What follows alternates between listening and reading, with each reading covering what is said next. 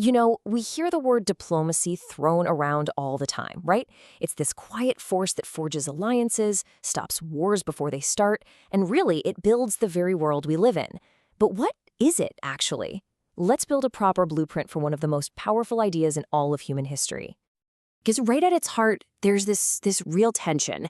Is diplomacy the noble art of the deal, a promise built on trust and international law? Or is it a darker art, one of manipulation and deceit, where the only thing that matters is getting what you want? That is the central question we're going to unravel today. So to get to the bottom of this, we're going to build our blueprint of diplomacy from the ground up. First, we'll look at 4 foundational architects of the idea. Then, we'll visit the actual historical construction site where it was all put together. After that, we'll take a look at the finished structure of modern diplomacy. And finally, we'll crack open the user's manual, the diplomat's playbook. All right, let's meet our architects. These 4 thinkers drafted completely different blueprints for how nations should deal with one another. And believe me, their clashing ideas still define our world today. So our first architect is the one and only Niccolo Machiavelli. Now, you gotta picture the world he lived in, 15th century Florence. It was chaotic, it was cutthroat, and he was watching these brutal power politics play out with families like the Borgias. And it led him to a pretty radical conclusion. Politics has to be completely separate from old-school morality. For Machiavelli, good was just whatever worked. So Machiavelli's blueprint? It's brutally practical. He saw human nature as fundamentally selfish, so he argued a ruler must be willing to lie, to deceive, to do whatever it takes to protect the state. Everything, and I mean everything, serves the national interest. That's raison d'etre. Diplomacy isn't about making friends, it's just another weapon in the arsenal, something you use when a full-on war is just too expensive or too risky. For him, the ends, the survival of your state, always justify the means. Okay, so from the ultimate realist, let's swing the pendulum completely the other way to our next architect. If Machiavelli saw a world of predators, Hugo Grotius, a Dutch lawyer writing about a century later, he saw the potential for an orderly society. He was looking at the absolute chaos of the 30 Years' War and started imagining a world that was governed not by fear, but by law. See, Grotius was a total idealist. He believed that humans are rational, social creatures who are actually capable of cooperating. His big idea, which was pretty radical at the time, was that for everyone to prosper in the long run, nations have to keep their promises. This is the bedrock of a principle you still hear today, pacta sunt servanda. Agreements must be kept. For him, law and morality weren't signs of weakness. They were the absolute foundation for a stable, civilized world. And there you have it, the 2 opposite poles of diplomacy. On one side, you've got Machiavelli's realism, totally grounded in this cynical view of human nature where power is the only thing that talks. And on the other, you've got Grotius's idealism, which says a just world can only be built on law and shared values. So who's right? Is the world a jungle, or is it a society? This fundamental clash is still shaping global politics every single day. All right, our third architect is a different beast altogether. He's not some philosopher in an ivory tower, he's a master practitioner. François de Calliès was a top diplomat for France's famous Sun King, Louis XIV. He wasn't thinking about abstract ideas, he was all about the practical, day-to-day business of diplomacy. See, Calliès saw Europe not as some big battlefield, but as this interconnected system where war was just an expensive, ugly failure. And here's his biggest insight. It was a direct shot at Machiavelli. He argued against lying, not because it was immoral, but because it was just bad strategy. A diplomat's most powerful weapon, he said, is the reputation for being honest. And why is that?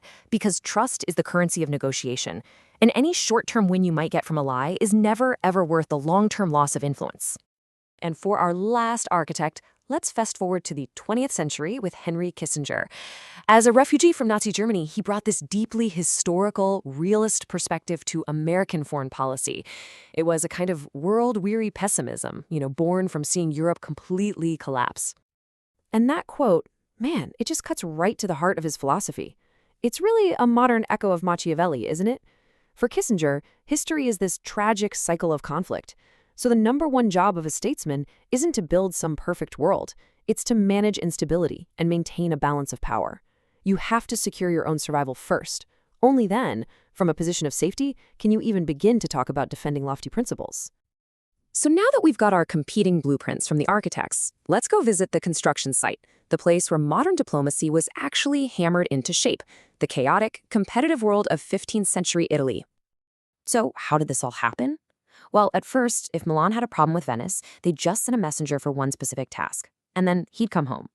But the political games got more and more complex, more dangerous. Temporary missions just weren't cutting it anymore. With huge threats like foreign invasions on the horizon, rulers realized they needed a constant stream of reliable information. They needed permanent eyes and ears on the ground. And this necessity led to a brilliant innovation, the resident ambassador in a permanent embassy. And just like that, diplomacy became a real institution. Okay, so with that historical foundation in place, now we can really look at the finished structure. How do we actually define modern diplomacy, this thing that's become a core feature of our interconnected world? Well, a really classic definition comes from the British diplomat Ernest Satow, and the key words here are intelligence and tact. This isn't about muscle or brute force, it's about the skillful management of relationships. And the big emphasis is on peaceful means, because the alternative, war, is what happens when this craft fails. Then you've got another British diplomat, Harold Nicolson, who takes it a step further. He frames diplomacy as a product of civilization itself. It's the essential barrier that separates an orderly world from a might makes right free-for-all. Its purpose isn't just to stop fights, but to actively build security and, importantly, dignity for everyone. All right. We've seen the architects, we've visited the construction sites, and we've examined the finished structure. For our last section, let's open up the user's manual and see what's inside the diplomat's playbook. So, what are the primary tools? The means? Well, that's negotiation and persuasion. What's the goal? Ideally, it's a win-win for everybody. But the day-to-day reality is usually about finding a workable compromise. And all of this has to happen within a crucial framework that's built on three big pillars: mutual respect for each other's sovereignty, playing by the rules of international law, and always trying to maintain a stable balance of power. So there you have it, from the clashing visions of Machiavelli and Grotius, forged in the fires of Renaissance Italy and refined over hundreds of years into a professional playbook, diplomacy has become this absolutely essential art of managing conflict and cooperation. It is the continuous, incredibly difficult conversation that keeps our complex world from just tearing itself apart. But that brings us to one last, really important question. In an age of climate change, cyber warfare, global pandemics, challenges that our original architects could never have even dreamed of, what new tools and what new rules do we have to add to the playbook to make sure it can still work for the centuries to come? That's something for all of us to think about. Thanks for joining this explainer.